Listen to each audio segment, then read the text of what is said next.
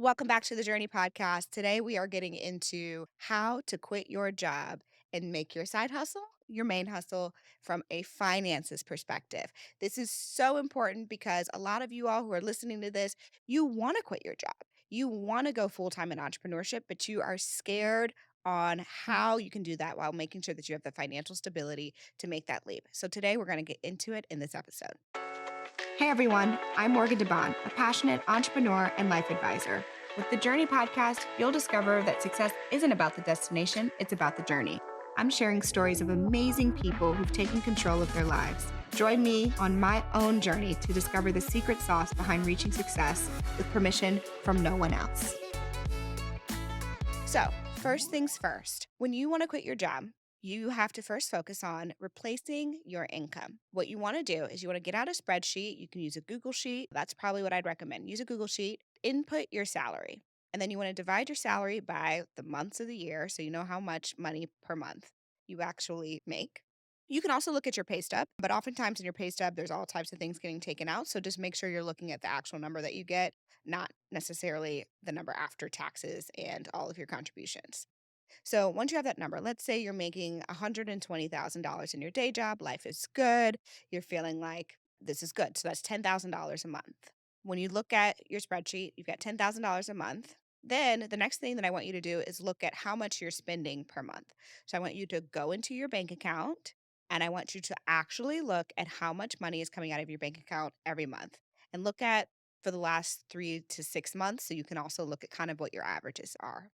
Now, for most of you, it's going to probably be if you're making $10,000, it might be something like $8,500 a month or even more is coming out of your bank account every month.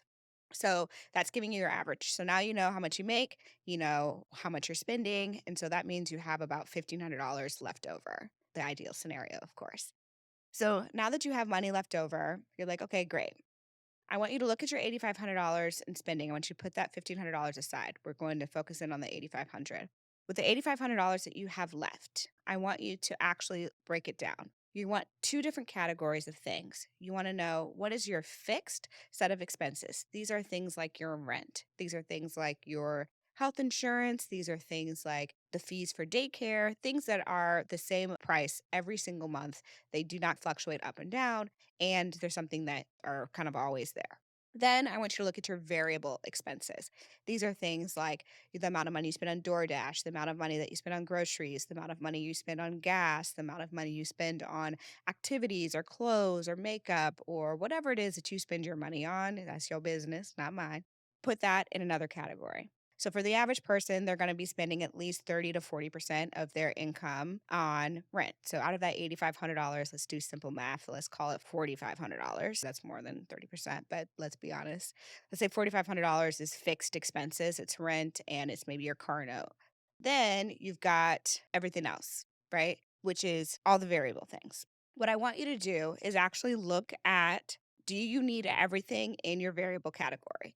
Can you reduce those things down? Because you want to start with the things that are discretionary at first. Then, for the things that are fixed, your car and your rent, or things that you think are fixed, can you reduce those? Can you temporarily get a roommate? Can you temporarily put your car up on Turo? Can you get rid of your car, trade your car in for a lower quality car? You need to reduce the amount of money that it costs for you to live every single month. And I'm going to tell you why in a second. But that's the first thing you need to do. Now, if this makes you feel uncomfortable, if you're like, I don't want to change how I live to be a full time entrepreneur, I don't want to be slightly uncomfortable, I don't want to not have DoorDash, I don't want to skip getting my nails done, I don't want to skip getting my hair done or pay $700 for Beyonce tickets, I don't want to, you get where I'm going with this. If you don't want to make those sacrifices, then you should keep your day job. Okay? You should keep your day job. It's okay. But if you're like, no, but I really want to work for myself. I'm tired of working for the man. I really want to have flexibility. I really don't like my job. Da da da. Okay, then you should switch your job. Just go get another job. But you probably shouldn't be a full time entrepreneur because being an entrepreneur means you're going to have to make financial sacrifices for a long period of time. It's not just a temporary 3, 6 months that you're going to be uncomfortable, it's going to be like a couple years.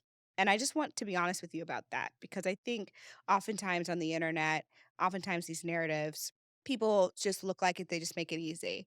And that's just not the case. When I was starting Blavity, I still had my day job at Intuit, and I woke up really early in the morning and I would work my day job and I would do my Blavity calls during lunch. And then I'd come home and I would do more Blavity calls.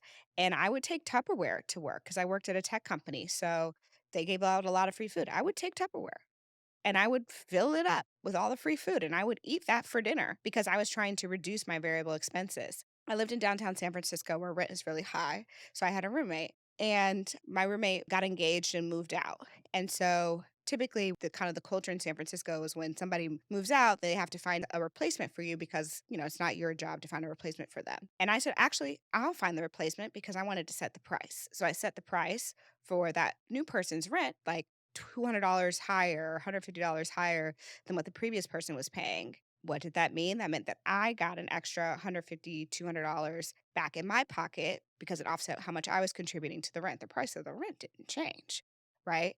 And that's legal. I didn't break any laws or anything like that. But I was thinking creatively about how I can save an extra 200, 300, 400, $500 a month so that I was able to build up a bit of more of a safety net for when I was quitting my job. It took me 9 months to get to where I needed to be financially to be able to make that leap so that I could continue to pay my rent and I could continue to live the variance of existence in San Francisco. Certainly not like I was living when I had my full time job.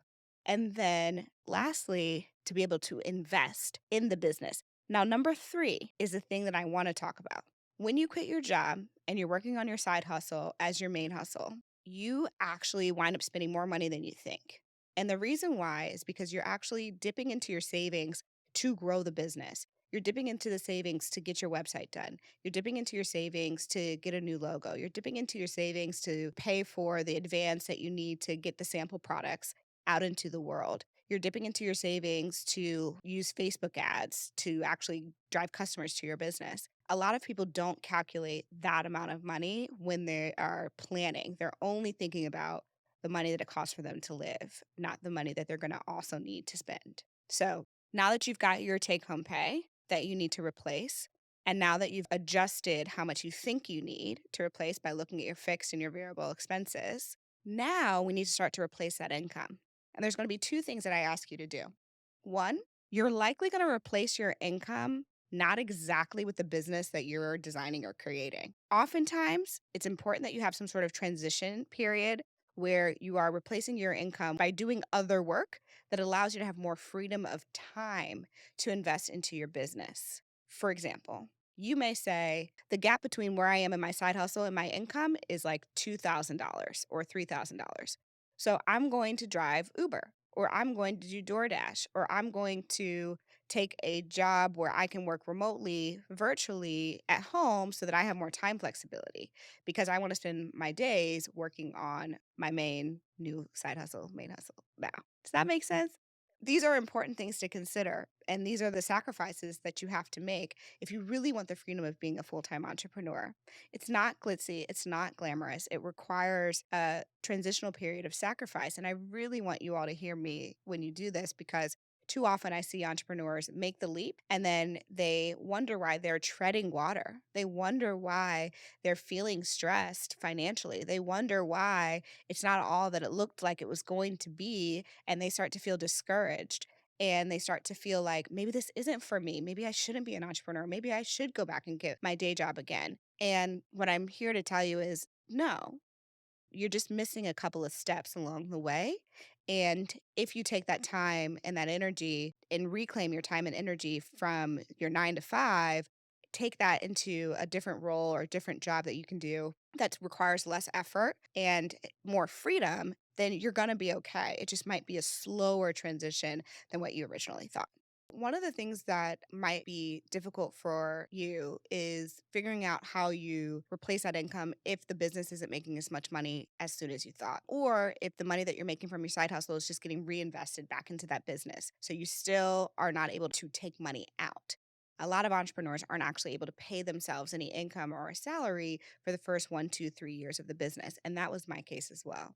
When I actually made the leap full time and I started to use my savings to live, and then I used whatever else I had left to reinvest in the business, I still actually had a gap for living. And I wound up actually going and getting a full time job again, but it was a consulting job. So it was really a contract, actually. It was a consulting gig. But the consulting gig was one in which I was able to work really intensely for 6 months out of the year to make basically what I was making it into it before. And then I had the rest of the year to be fully dedicated to Blavity. With this consulting gig, I was traveling to a new city in the state of California every week during tax season. And I was working 10 plus hour days for that job on top of whatever I was doing for Blavity. So it was a season of my year that was incredibly grueling and incredibly tough for me.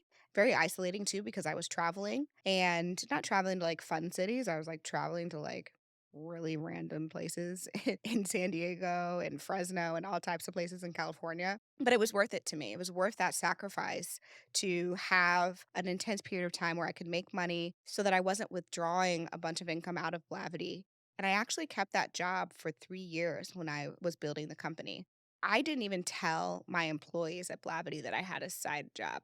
They didn't really know where I went. I mean, I was traveling because I was fundraising, I was traveling because we were meeting clients. So people didn't really know where I was going. I always kept a time block.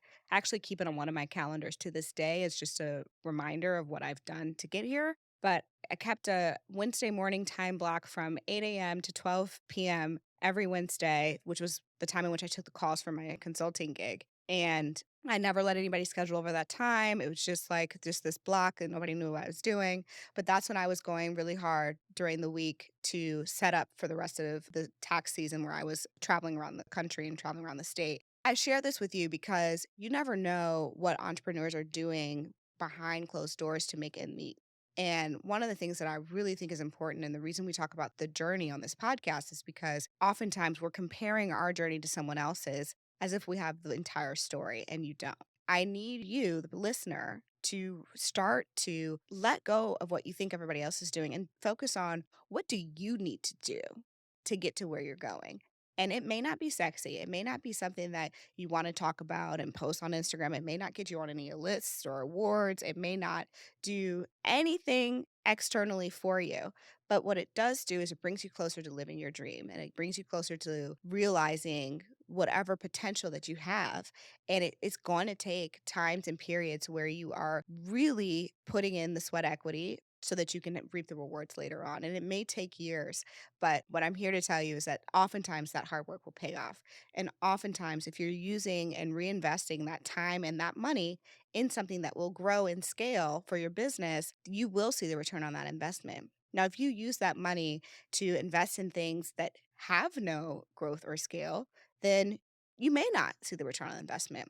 So for me, we used the money that I wasn't paying myself a salary for. We used that money to hire our first salespeople because I knew that if we hired salespeople and we were able to figure out how each salesperson could bring in 10x, 5x their own salary, that that was going to be a way for us to grow and drive this business. I knew that if I paid myself more, it wouldn't change how much I was working. It wouldn't change how much I was putting into the business or dramatically change the trajectory of what we were going to be able to do.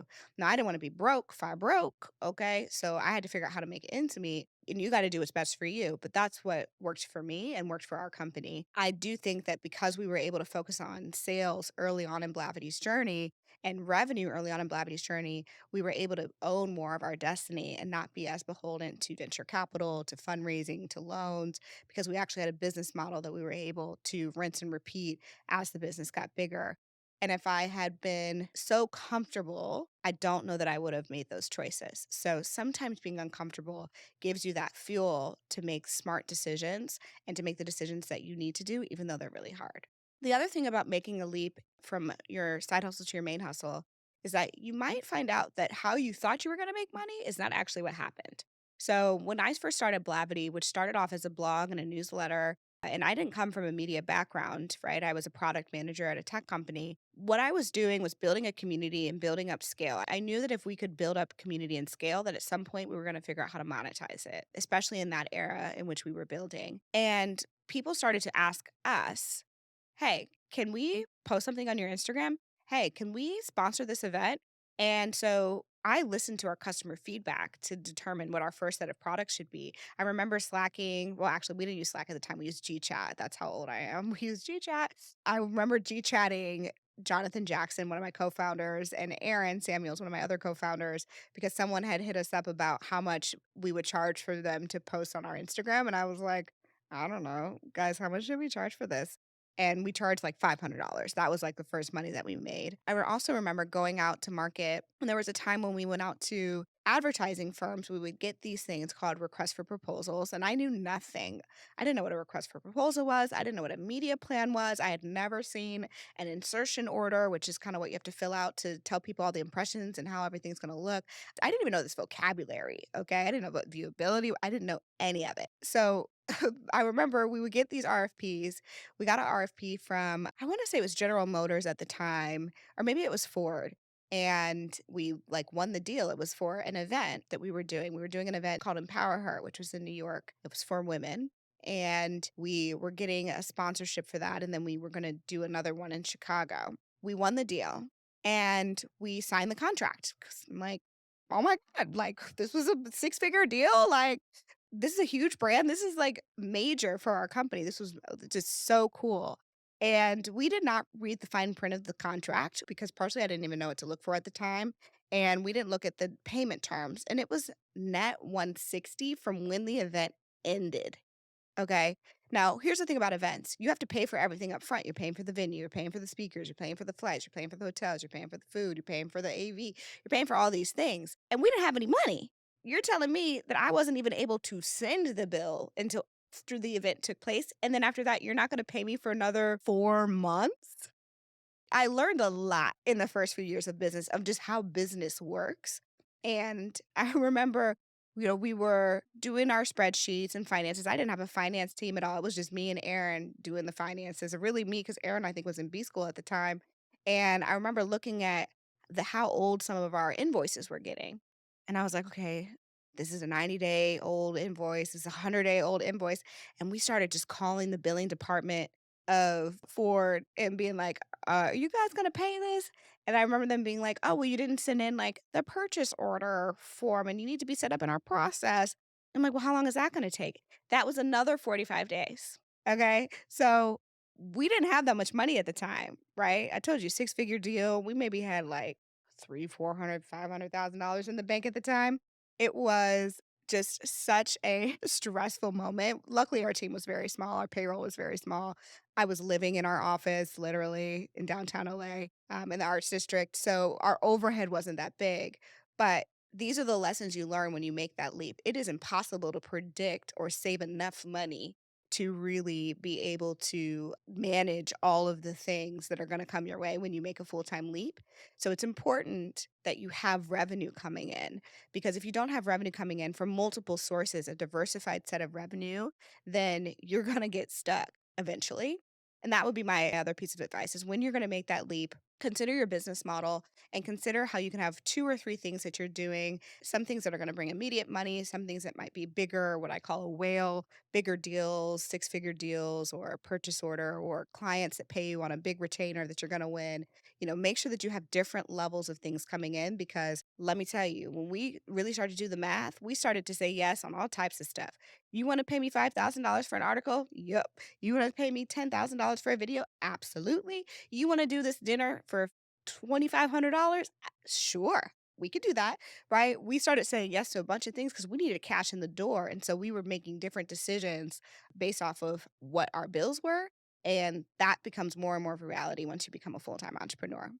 So hopefully this was helpful for you as you're thinking about making that leap. Again, start with your income, then look at your variable and fixed expenses, renegotiate with yourself what you're willing to cut and be uncomfortable. If you are not willing to cut and be uncomfortable, do not make the leap because it is a long, prolonged, grueling, incredibly difficult set of time between when you're able to actually replace your income and pull money back out to the business to be able to pay yourself while you're still growing and investing a new enterprise. If you like this episode, please, by all means, do not come from me if you did not like this episode. But if you did like this episode, make sure that you are subscribing to the podcast on iTunes, Spotify. And if you guys would do me a favor this time go around, go ahead and go on my Instagram and join the Entrepreneurs channel. I have